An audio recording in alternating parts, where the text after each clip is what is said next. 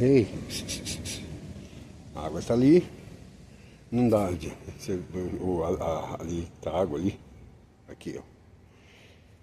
Troca a água, mas como essa planta aqui, ó. Essa aqui suja a água todinha. Toda hora, cai, né? Ó, é o que eu tô falando, o que tem no quintal é o que cai dentro da água. E não tem como vir também a cada 2 minutos, ó, agora ventou.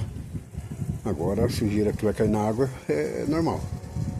Então não tem como ficar vindo aqui a cada 2 minutos, né? Não tem mesmo. O certo seria ter dono na casa, né? Mas infelizmente... Bom, até tem dono, né? Que eu falei não funciona. Até tem dono, só não mora na casa. Vem vocês duas. Vamos ficar silêncio para não chamar os pombos. Vem. Ó, essa é bonita. Começou um pouquinho.